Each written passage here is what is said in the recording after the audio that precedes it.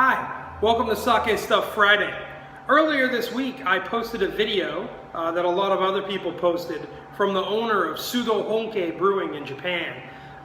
Their family has been making sake for over 800 years.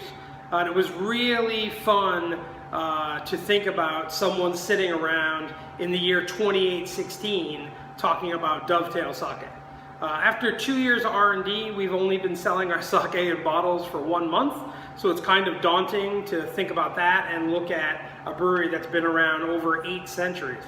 But I can't imagine that it was much different when someone started brewing in the Sudo family in 1141 in Japan, probably in a small space like this, and they probably just thought, we want to make the best sake we can and stick to it, and that's what we're doing.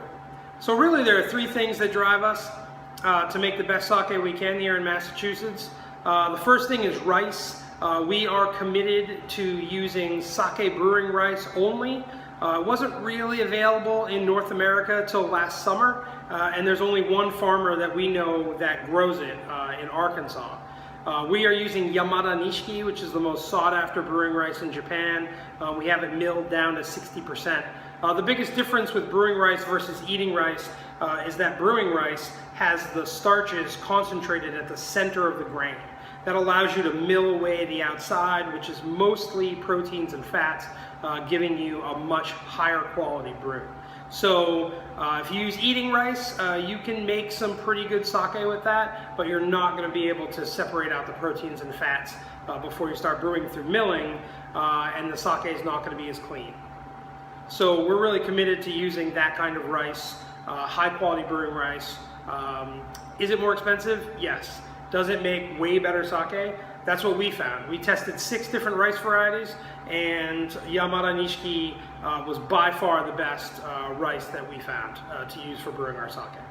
We're also committed to keeping our sake extremely fresh and extremely local. Right now we're committed to a fairly small batch approach. So we keep our batch size smaller so that we have to brew more frequently, so that the sake that you get in a store, bar, or restaurant is always extremely fresh.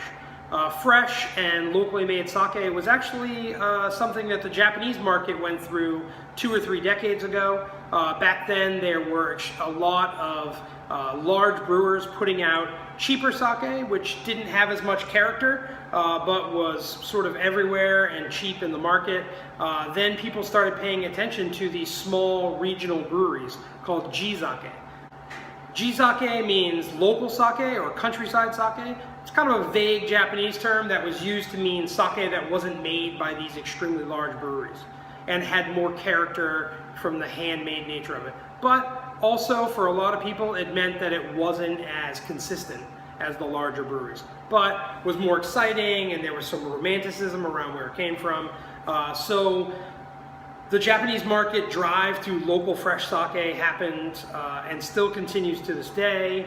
Hopefully that's what we can introduce by keeping our sake small batch and local to where we make it. Growing up in New England, we're also very aware of the change of the seasons.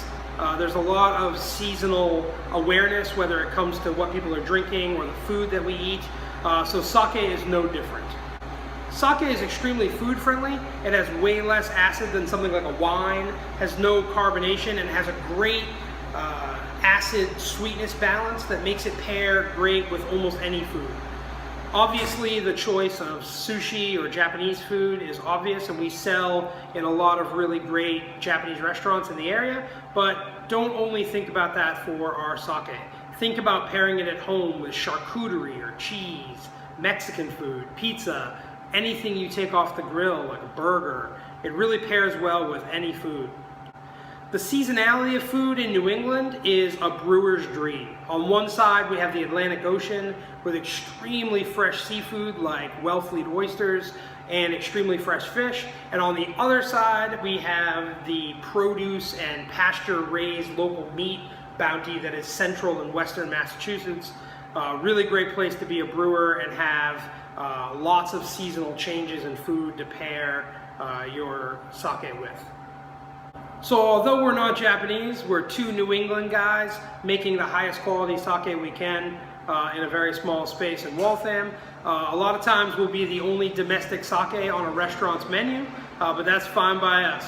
We really just want to make local fresh sake, keep the quality extremely high, and tie it to the seasonal food and weather changes that we see outside in the beautiful New England landscape. And I can't imagine that back in 1141 it was any different from the guys at Sudo Honke. So it's worked for them for over 8 centuries. Hopefully it'll work for us. Thanks for joining me. Have a great weekend, and as always, keep drinking great sake.